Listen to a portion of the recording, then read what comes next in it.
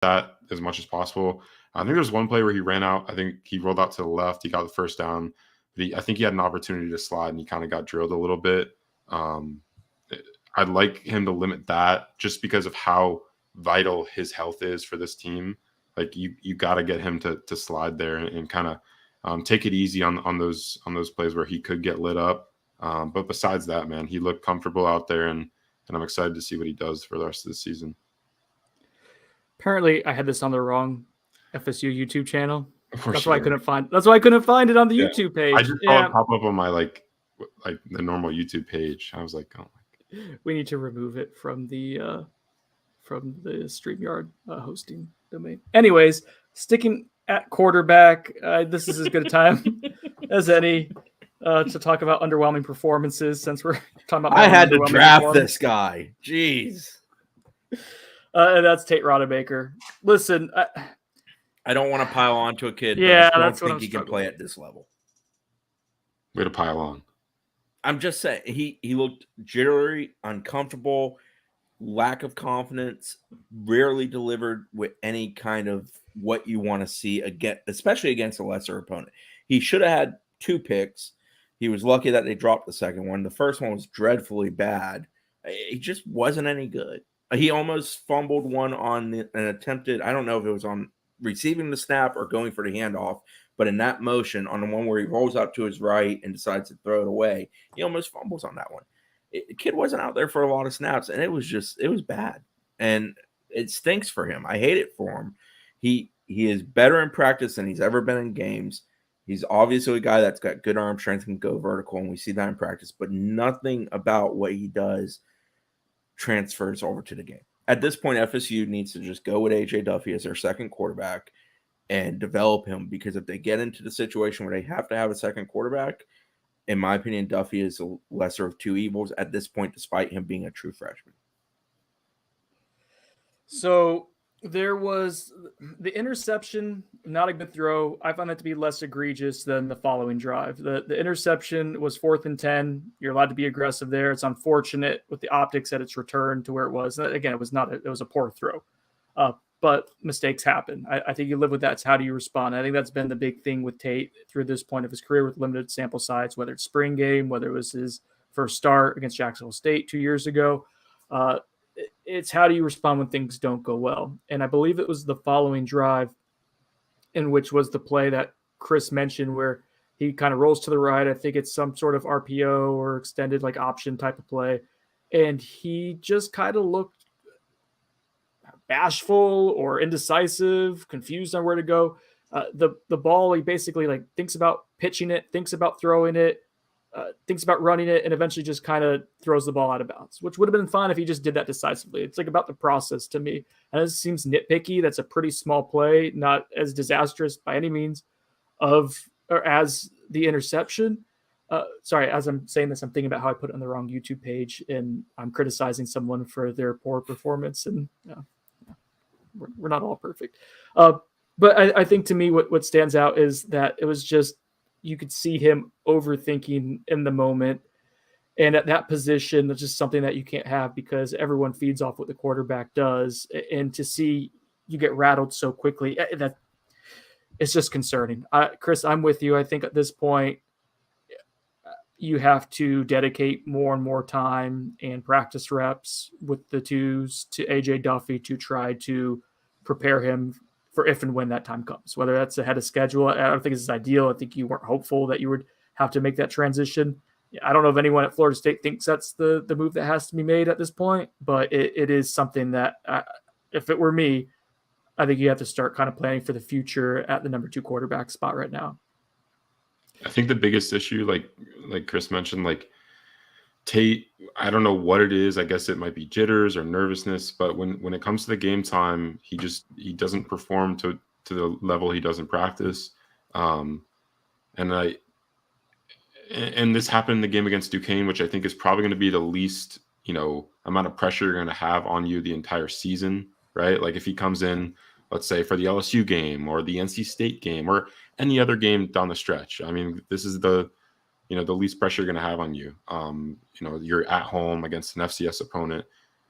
I don't know how well that translates to the rest of the season. If you do have to call Tate's name, if J Trav goes out for a series, or if he even misses some time, like I think what Chris said is right. Like, and what you said, Brendan, like I think AJ Duffy is a guy you just try and get out there and develop. Even if he's making similar mistakes, he's a true freshman. This is Tate's third year in the program. I don't know how much more of that you can kind of get out of him in his remaining time, but AJ Duffy at least has some years ahead of him, and that's expected from a true freshman.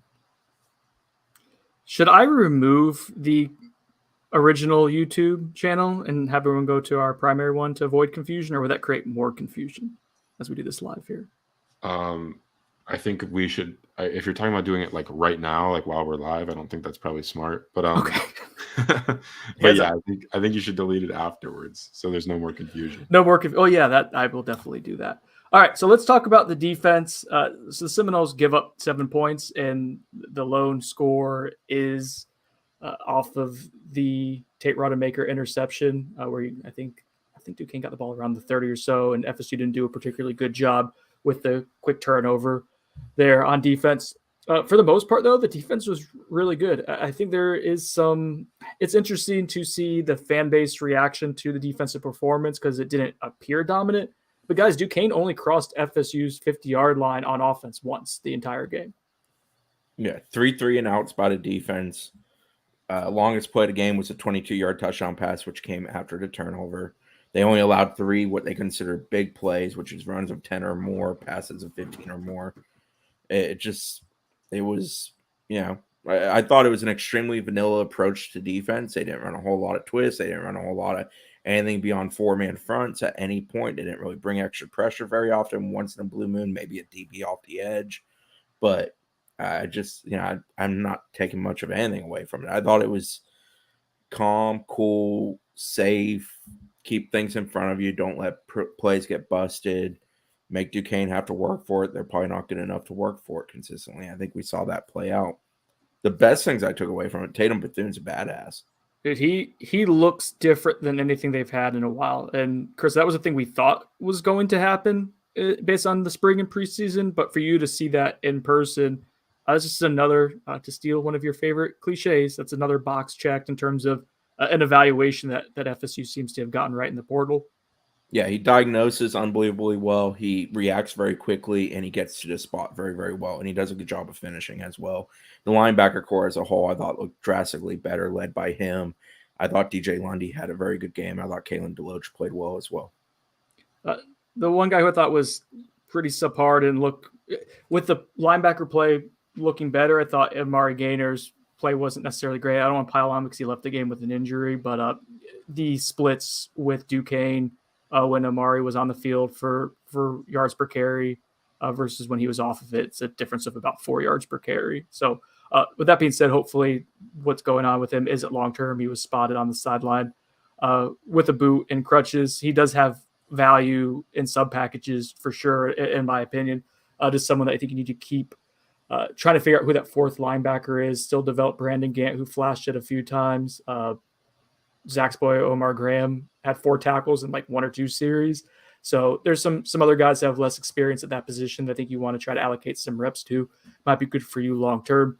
Zach, who stood out for you on defense, or what stood out about the defensive performance in your estimation? Yeah, I mean, I thought the interior, even getting down to guys like, obviously, Fabo and Coop, they didn't play a ton, but I remember one play just watching Coop absolutely annihilate the whoever the interior lineman, I don't know if it was the center or the guard, but he shot right up the gap. That was super impressive. And even when they got to guys like Josh Farmer or Malcolm Ray, I thought those guys looked pretty good. Jared Jackson had some moments inside. I thought Jared Verse had a good game. Obviously, the 1 sack, but he was getting some pressure. And obviously, we talked about earlier, they were doing a lot of stuff to get the ball out quick. So that kind of limited the amount of time to get back in the backfield to try and pressure the quarterback.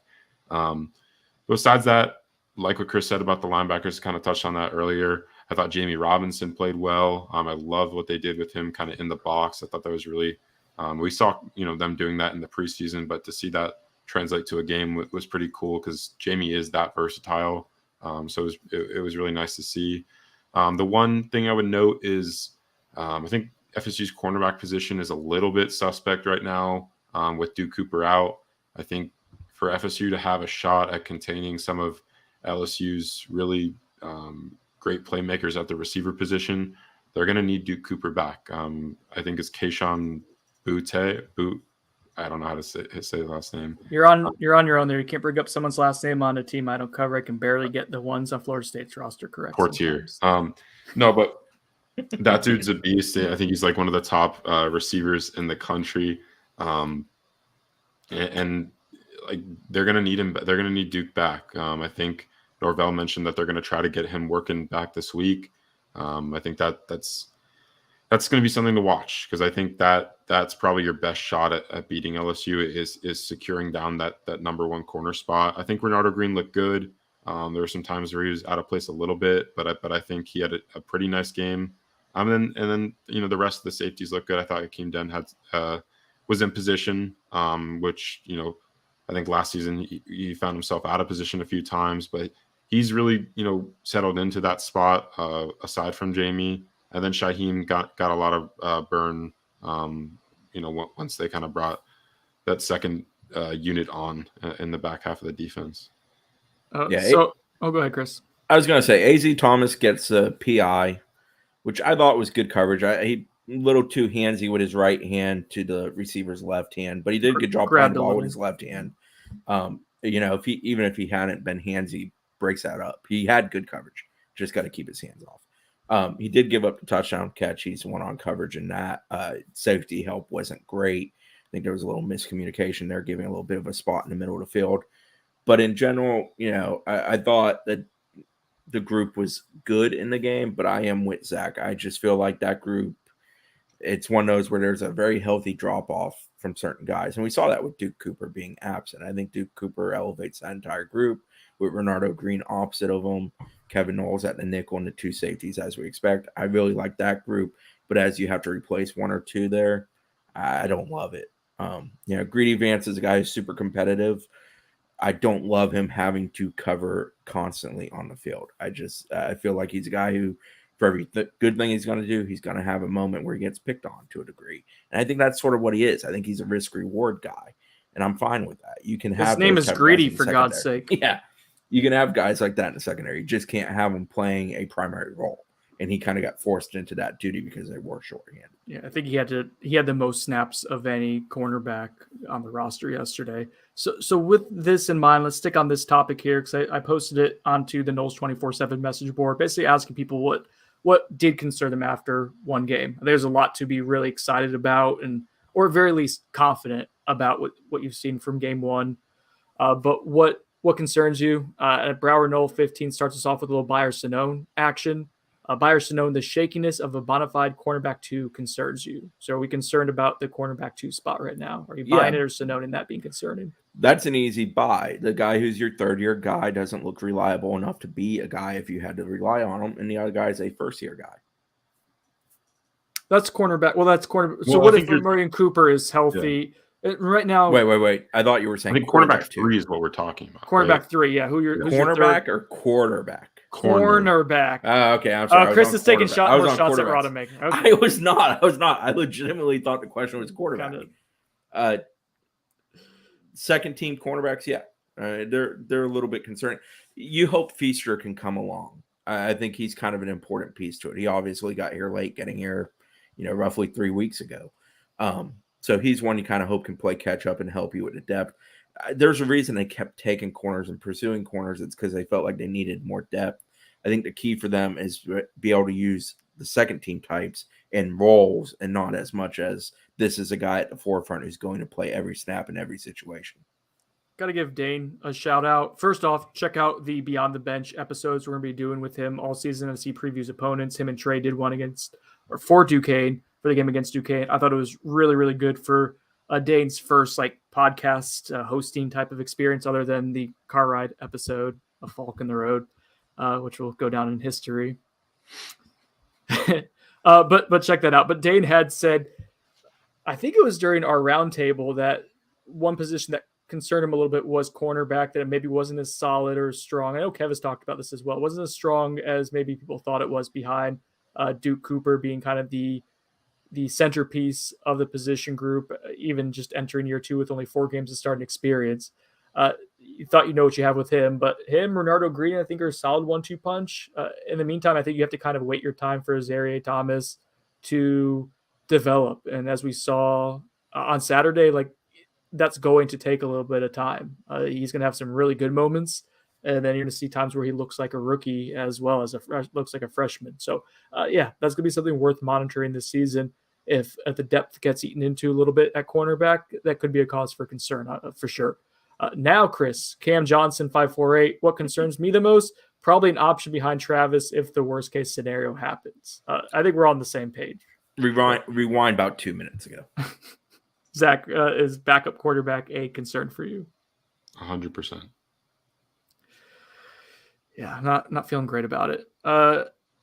FS GAT 77 is concerned about the special teams, also the health of one of Smith or Washington for LSU coming up. Let's start with special teams. So kickoff, Ryan Fitzgerald was great with kickoff in terms of where he was putting it, especially early on. The coverage was great. Shout out YY. Shout out DJ Lundy.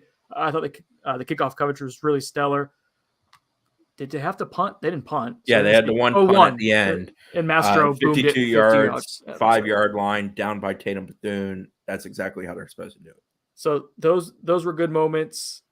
You know, Fitzgerald makes his shorter kicks. I think there was like 24. Were they both 24-yarders? They were both sub 30 yards. They were both 24 yards. Okay, so it's something that you don't have to really be concerned about. But let's talk about the return game a little bit. Sam McCall kind of gets his feet wet a little bit and looked tentative as a kickoff returner. I think it's great to get him involved and to try to get him going as a true freshman any way you can, especially as he's still learning the cornerback spot.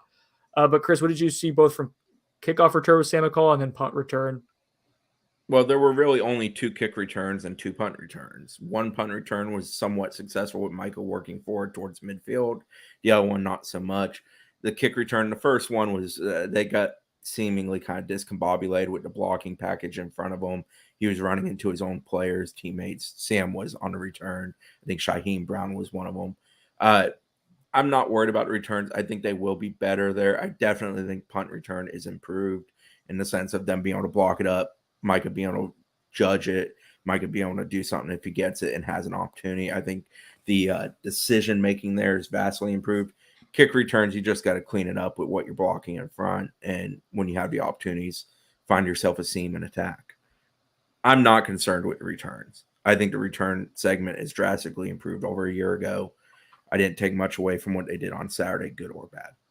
Kesna in the chat asks, what was McCall thinking on the first return? I think he was thinking too much. I think he was probably thinking, holy hell, this is my first college game. There's 50,000 people in the stadium. I think he was having one of those moments. And it's not solely on him. Somebody was supposed to do something wedge-wise to his left, and that came crashing down on him, and that's basically what he ran into. Rookie mistakes. But that's why you play a week 0 game against an FCS team instead of that. Oh, imagine if that happened in New Orleans on a Sunday night primetime game with LSU athletes running at you. Potential for disaster exists in that scenario.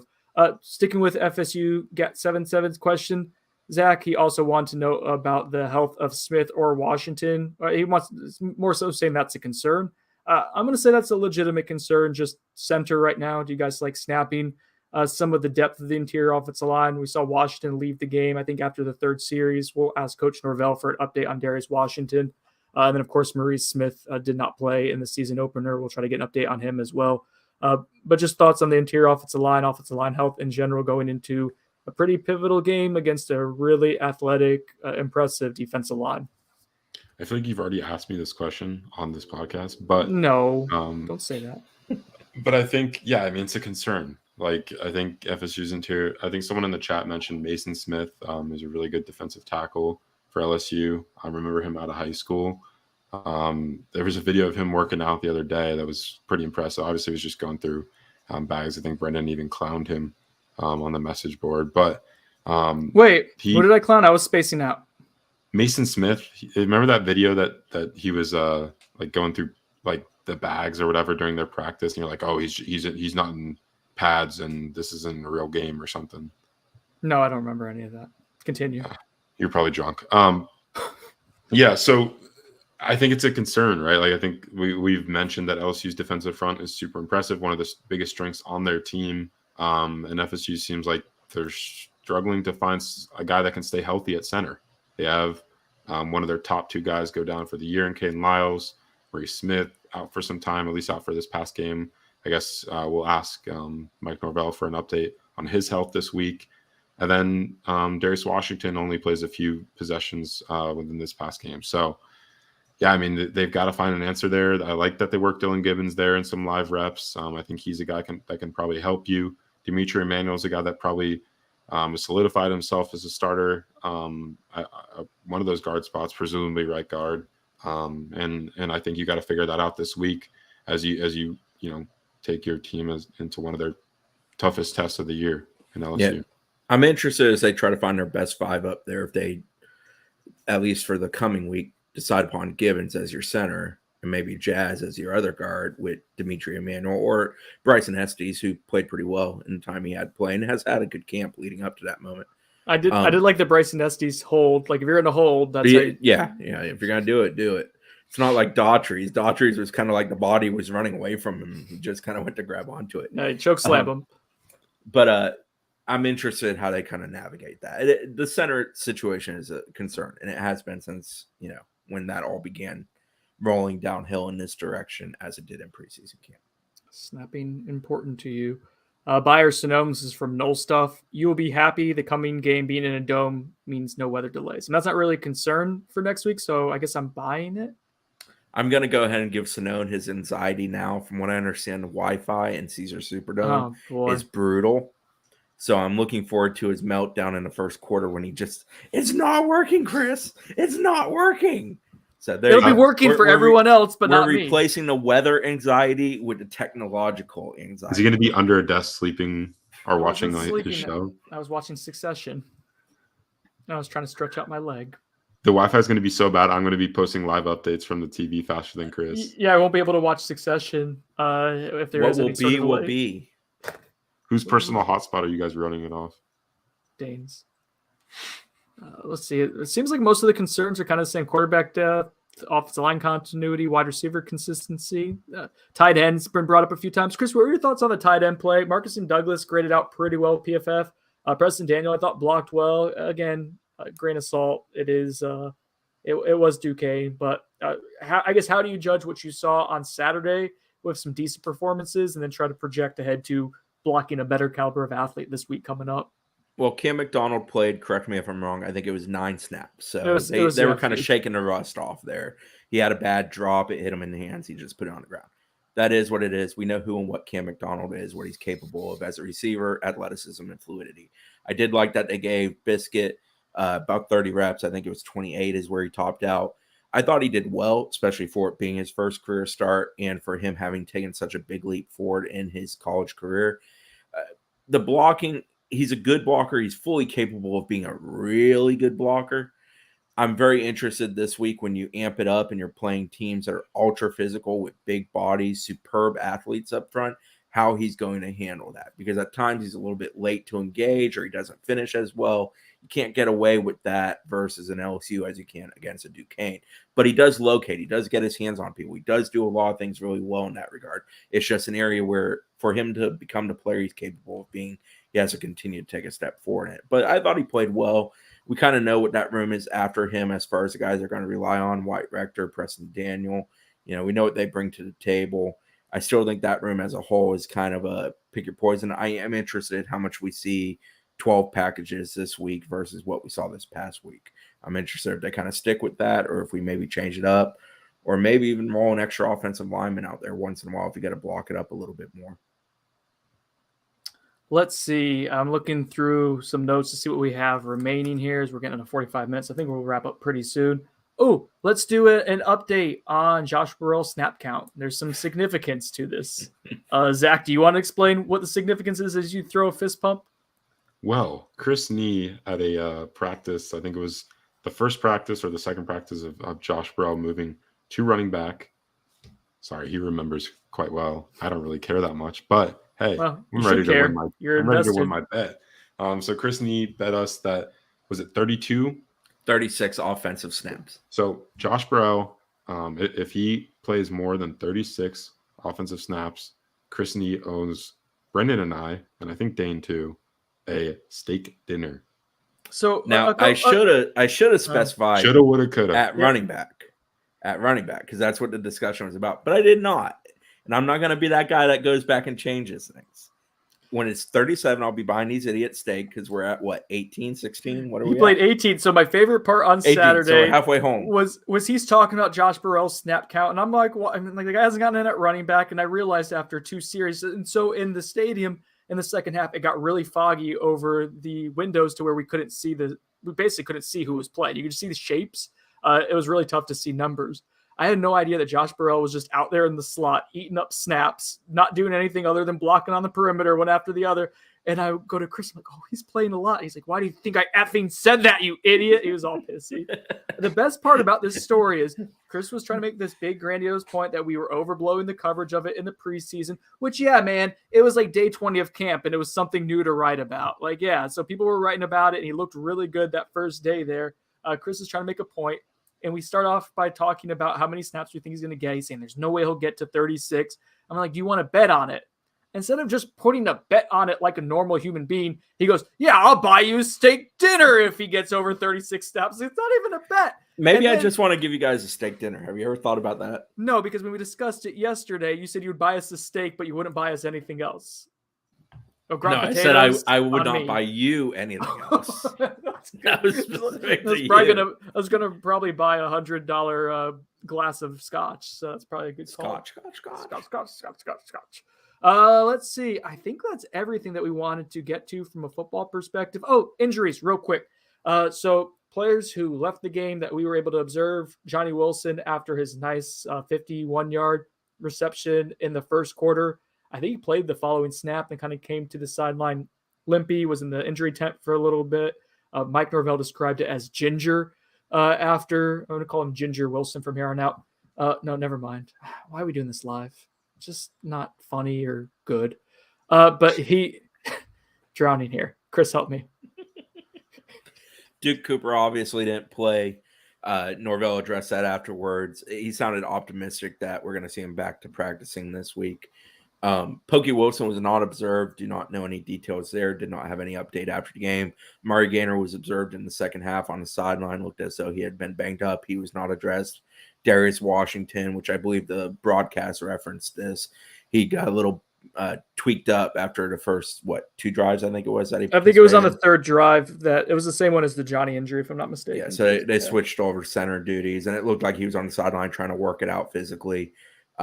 We'll hopefully get an update there. A few guys weren't dressed out. Maurice Smith, obviously. But he was moving around good. I didn't notice a knee brace, any crutches. So he's definitely progressing in a good manner. That's a good sign. We'll see what the timeline looks like. I know they were optimistic. We'll see how optimistic they are about this week being a possibility. Travis J was not dressed out. He's been a little banged up at the end of camp. Who else did we observe not dressed out? Of course, Winston Wright, who's still coming back from his spring situation with car accident. Didn't observe Jackson West, tight end? Yeah, I'm not sure if he was on the sideline. I don't recall seeing him come out of tunnel or warming up with the tight ends offhand. Yeah, but didn't it's observe not one of those things I looked one way or the other for him. Didn't observe Ja'Kai Douglas, but we do. Coach Norvell did discuss that he was going to miss at least the season opener, and they were hopeful to have him back soon. Yeah, and I think I think some of the injured guys may have watched from Coach Norvell's office or that area up there. I saw a video CJ Campbell posted. It looked like that's the vantage point he had. Adam Harrison says he was on broadcast, not in pads. Please clarify real quick if you can, Adam, before we get out of here on who was in streets. Same thing, Maxwell, who was in streets. Who are we talking about there that you guys saw on the broadcast? The last thing that I'll say about the game, we could turn the page. You guys are talking about Jackson West. Thank you. Jackson West was on the sideline, not dressed out in pads. Thanks, fellas. Last thing I'll say about this game, the biggest takeaway, maybe the most important one, we're not going to remember this in a year from now.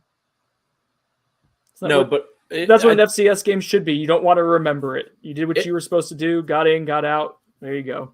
Yeah, and hopefully they're healthy, in the sense of who they went into the game using versus what they come out of. And we'll obviously know more about that tomorrow and Tuesday. And it was important though in the sense where they needed a game where there was no chaos to it. There was no having to worry about things. They went out there. They had 6 drives with their first team group, 7 drives with their first team group. That's good. That's a lot of film. That's a lot of working together. That's a lot of real simulation of practice against another opponent. That's good for you. And then they got a lot of guys out there that they emptied the bench and gave them an opportunity to have some success, do some things, and put some stuff on film. And that's good. You need that building block. It's essential. And this program's not really had that whole lot the last few years. And, while they're not as young as they were the last 2 years, they're still a pretty young bunch overall.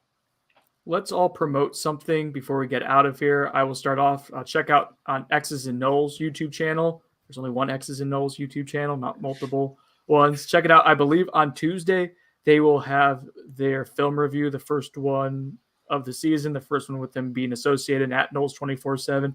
So check that out. Those guys do a great job with the film review. They'll be doing real analysis of film, like live on video for you guys to see, to hear. We'll also put that on the Bench YouTube feed for people who can't sit down and watch a whole hour of a YouTube feed such as this one. If you want to listen to it, we'll have that for you. Not sure how the product will translate to podcast, but I think pretty decently. Zach, anything to promote that's going on at Knowles 24/7 right now? Yeah, we have recruit reactions from the Duquesne game. Some guys that were there, some guys that were not there. Lucas Simmons, Keldrick Falk, Jakeem Jackson, Florida defensive back commit. All guys that kind of gave their instant reactions from the game. You can find that in Knowles 24/7. Dane Draper posted the article. Great stuff there. I'll let Chris kind of give his shout out. So if you haven't signed up yet in the coming days, not quite yet, but just prior to week 1 of college football, remember we played in week 0. Week 1 is FSU LSU week. We will be having a promotion on the website. Good sign-up deal. We'll have more details on the front page in the coming days. So if you've been thinking about hemming and hawing, here's your opportunity. Is it $1 for a year? I am not sure offhand what it is, but I will know when I have to write it up. All right, for On the Bench, this has been Brendan Sedone. Thanks to Christy, Zach Blossstein for joining me. Thanks to everyone for watching, for listening, however you participated, whichever YouTube channel you watched on. Thank you. We'll talk to you guys later this week.